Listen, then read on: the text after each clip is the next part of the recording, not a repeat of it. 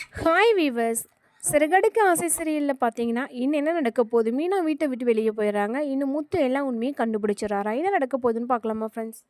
ரசிகர்களுக்கெல்லாம் இது ஒரு சூப்பரான அப்டேட் ஃப்ரெண்ட்ஸ். தினந்தோறும் சுவாரஸ்யமான திருப்பங்களுடன் முன்னேறி கொண்டிருக்கும் இந்த சீரியலின் மூலம் அனைவருக்கும் பிடித்த நடிகையாக மாறியுள்ளார் கோமதி பிரியா.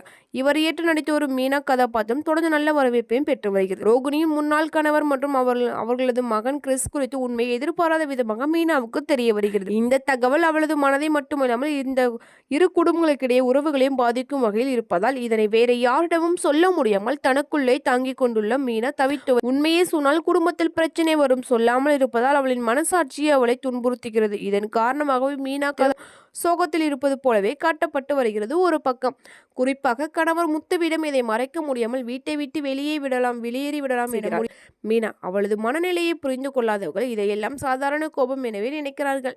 இதன் காரணமாக குடித்து விட்டு வீழ்த்து கூட வேண்டுமென்றே மீனா சண்டை போடுகிறார். இதனால் முத்துவும் மீனாவும் கோபித்துக் கொண்டு குடிக்கப் போகிறான் முத்து ஒரு பக்கம்.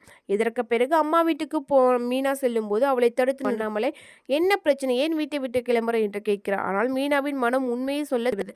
சொன்னால் பெரிய பிரச்சனை வெடிக்கும் என்ற பயமும் குடும்பத்திற்குள் பிரச்சனை ஏற்படும் என்ற கவலையும் மீனா எதுவுமே சொல்லாமல் கிளம்புறார். தன்னுடைய தந்தைக்கு நிகராக மாமனாரை நினைக்கும் மீனா அண்ணாமலையின் கேள்விக்கு உண்மையை சொல்வாரா? இதனால் ரோகிணி சிக்குவாரா அல்லது மீனா தனது முடிவில் உறுதியாக இருந்து வீட்டை விட்டு வெளியேறுவாரா என்கிற கேள்வியுடன் தான் இந்த பிரமோ முடிவடைகிறது. அதே நேரம் ரோகிணியின் உண்மையான முகத்தை வெளிப்படுத்தாமல் மீனா இருப்பது அவரின் கதாபாத்திரத்தை நம்பியாக்குவது போல் உள்ளது என சிறகடிக்க ஆசை சீரியல் ரசிகர்களின் ஆதங்கத்தை ஒரு பக்கம் வெளிப்படுத்துறாங்க. அது மட்டும் இல்லாமல் பார்த்தீங்கன்னா கண்டிப்பாக இவர் கேட்டுட்டார். அதாவது மாமனார் அண்ணாமலை கேட்டுட்டார். கேட்டதுக்கு அப்புறம் பார்த்தீங்கன்னா எந்த விதமான உண்மையும் ரோகிணினால மறைக்க முடியாது. கண்டிப்பாக அண்ணாமலை கிட்ட ரோகிணினால எப்பயுமே பொய் சொல்ல முடியாது ஒரு பக்கம். அப்படி இருக்க சமயத்தில் பார்த்தீங்கன்னா உண்மையை சொல்லுவாங்க. அதாவது மீனா உண்மையை சொன்னால் கதை எப்படி போகும், உண்மையை சொல்லுவாங்களா இல்லை இந்த உண்மையை சொல்லாமல் மீனா மறைச்சிருவாங்களா அப்படின்னு சொல்லி தான் கதைக்கிழமை வரப்போகுது ஃப்ரெண்ட்ஸ். அது மட்டும் இல்லாமல் பார்த்தீங்கன்னா இன்னும் வரக்கூடிய எபிசோடு ஃபுல்லாகவே மீனா ரோகிணியை வச்சு தான் இந்த வீக் ஃபுல்லாகவே ஓடப்போகுது. இது மட்டும் இல்லாமல் முத்துக்கு மீனா ஏதோ ஒன்று என்கிட்ட மறைக்கிறா, என்னை பார்க்க முடியாமல் மீனா அவங்க வீட்டுக்கு போயிட்டான்னு சொல்லி முத்து புரிஞ்சுக்க. ஏன்னா ரோகிணியை பற்றி எல்லாமே தெரிஞ்சிருக்கும் முத்துக்கு.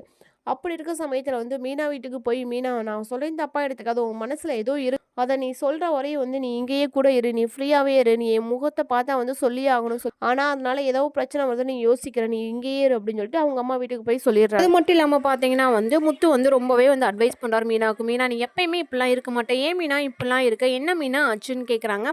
அதுக்கு நம்ம மீனா சொல்கிறாங்க, இல்லை நான் எதுவுமே இல்லைங்க அப்படின்னு சொல்கிறாங்க. நீ ஏதோ மறைக்கிறேன்னு மட்டும் தெளிவாக தெரியுது மீனா, அதை நானாக கண்டுபிடிக்கிற வரையும் நீ இங்கேயே இரு அப்படின்னு சொல்லிடுறாங்க. மீனாவும் எதுவுமே சொல்லாமல் அமைதியாகிறாங்க. இன்னும் என்ன நடக்குன்னு சொல்லி பார்க்கலாமா ஃப்ரெண்ட்ஸ்?